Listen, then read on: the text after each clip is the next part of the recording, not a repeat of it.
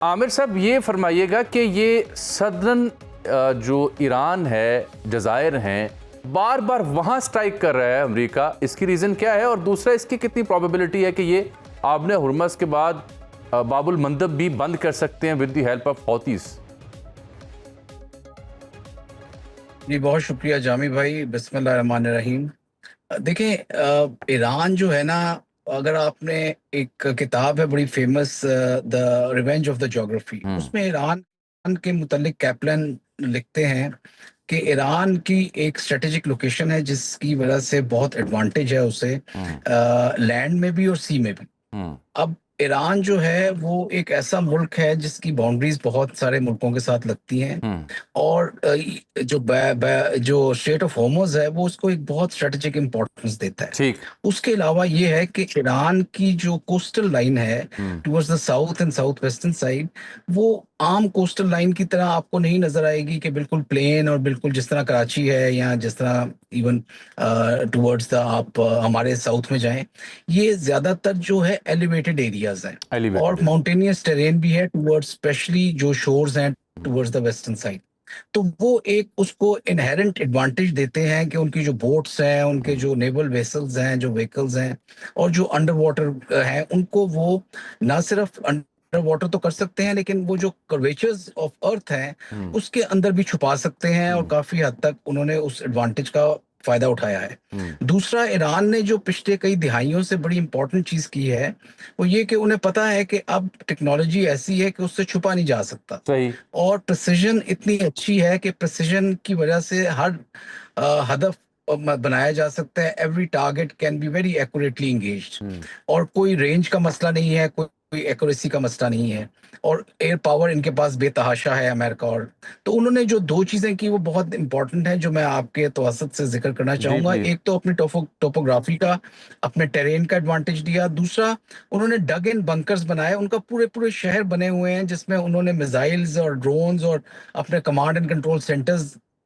रखे हुए हैं जिनको तबाह करना बहुत मुश्किल है। और पहाड़ों के नीचे स्पेशली जब वो बने हों तो वो उसको बहुत डेप्थ दे देते हैं, और उस तरह के बॉम्ब्स बहुत कम हैं, और वो अमेरिका की इन्वेंट्री में भी सिर्फ वो जिसे हम मदर ऑफ ऑल बॉम्ब्स कहते हैं, उस तरह के चंद बॉम्ब्स हैं जिससे थोड़ा बहुत डैमेज हो सकता है, लेकिन फिर भी पूरी तरह उन्हें तबाह नहीं किया जा सकता। जबकि बाकी अगर आप अरब कंट्रीज देखें तो उनके जितने टारगेट्स हैं वो ऑन द सरफेस हैं। यूएई हो गया, सऊदी अरेबिया हो गया, कवेत हो गया, कतर हो गया, इनकी रिफाइनरीज, इनके इंफ्रास्ट्रक्चर्स, इनके economic targets, they are all on the surface, और बहुत ज्यादा अंदर डग इन नहीं है, जिसकी वजह से उनको नुकसान भी ज्यादा हो रहा है।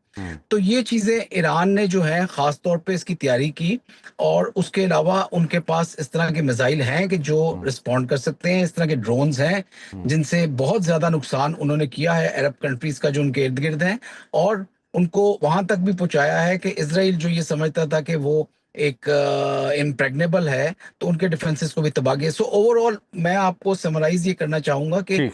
बहरा हुर्मुज़ को कंट्रोल करना ईरान के लिए बहुत मुश्किल नहीं है। ईरान के पास एक स्ट्रेटेजिक एडवांटेज है, पोजीशन के लिहाज से, टेरेन और टोपोग्राफी के लिहाज से। तो मेरा नहीं ख्याल कि किसी तरह से भी अमेरिका आने वाले दिनों में इसको टेम्परेरीली ब्लॉकेट तो कर सकता है, लेकिन सिचुएशन को कंप्लीटली कंट्रोल नहीं कर सकेगा कभी भी। ठीक। ईरान के ठीक। पास ये एडवांटेज जो है उसके न्यूक्लियर बॉम्ब से ज्यादा इंपॉर्टेंट एडवांटेज है, बिल्कुल उसकी ठीक। पोजीशन की और बिल्कुल उसकी। ठीक। मास्टर साहब ये फरमाइएगा कि ये जो बाबुल मंदब वाली कहानी आपने पहले डिस्कस की, 2023 में भी जब इन्होंने हौसीज ने किया कुछ उसको वेसल्स को टारगेट, तो यूके और यूएस ने एरियल स्ट्राइक्स की थी। हालिया जो जंग थी उसमें नेटो या यूरोप उस तरह से ऐड ऑन नहीं हुआ अमेरिका के साथ। अब अगर ईरान ये दोनों ऑप्शंस लेता है बंद करने की, चोक करने की, तो आपको क्या लगता है कि अब इसराइल के साथ साथ यूरोप और नेटो भी मजबूर होंगे फिर? क्योंकि अगर ये बाबुल मंदब बंद होता है तो वो मेडिटेरेनियन सी तक जो एक्सेस है स्वेज से, वो बंद हो जाएगी। जी बिल्कुल ठीक कह रहे हैं आप। देखें, इसमें इस वक्त जो अनसर्टेनिटी और वॉलेटिलिटी है ये इंक्रीज हो रही है, और बाबू मंदब के आने से, और ये हूतीज वाला जो एस्पेक्ट है उससे डेफिनेटली एक और अनसर्टेनिटी इंक्रीज होगी, प्राइसेस ऊपर जाएंगी और मसले ज्यादा क्रिएट होंगे। Recession is on the increase. मतलब मगर द पॉइंट इज दिस कि देखें, जो स्टेट ऑफ होर्मुज है जब स्टार्ट हुआ था ये सिलसिला, तो उसका कहीं जिक्र ही नहीं था। और जो ऑब्जेक्टिव्स थे इसराइल के और अमेरिका के, वो दो बहुत इंपॉर्टेंट थे, जो न्यूक्लियर का था और दूसरा जो था वो चेंज ऑफ रिजीम का था।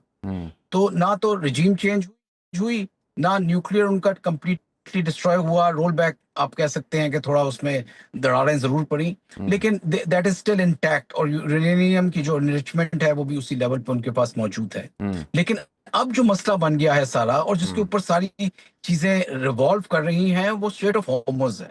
बिकॉज ये बहुत एक इम्पॉर्टेंट चोक पॉइंट है, और ईरान ने भी इस चीज को अब रियलाइज कर लिया है कि जिस तरह से अनप्रेडिक्टेबिलिटी है उनके दुश्मनों की, और जिस तरह से डीप किस्म का एक डिस्ट्रस्ट पाया जाता है, और जिस तरह से हमेशा से वायलेशंस की हैं अमेरिका ने और इसराइल ने, जितने भी मुआहदे हुए, चाहे वो JCPOA था, चाहे वो कतर में हुआ, चाहे ओमान में हुआ, चाहे पाकिस्तान में हुआ, तो उनके पास ये एक आखिरी इंस्ट्रूमेंट है।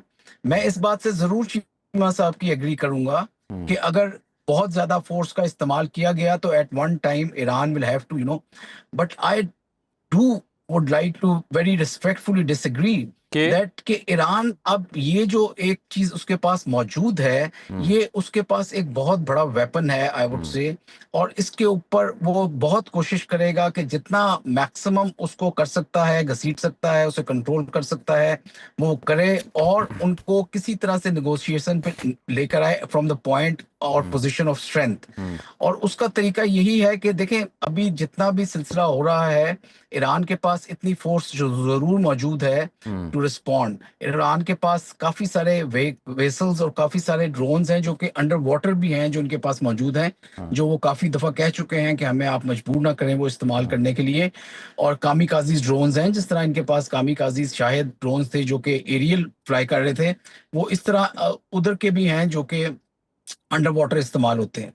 तो मैं समझता हूं कि somewhere in between they will have to compromise.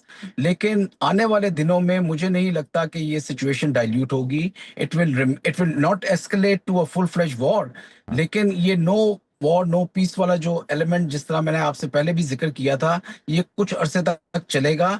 Uncertainty में ज्यादा इजाफा होगा, इनसिक्योरिटी में होगा, और जो वेसल्स उधर जा रहे हैं उनकी जितनी ये इंश्योरेंस है उसमें भी डेफिनेटली इजाफा होगा। मेरा नहीं ख्याल कि ईरान बहुत जल्दी इस चीज पे एग्री करेगा कि वो कंट्रोल ठीक अमेरिका को दे दें या ठीक किसी और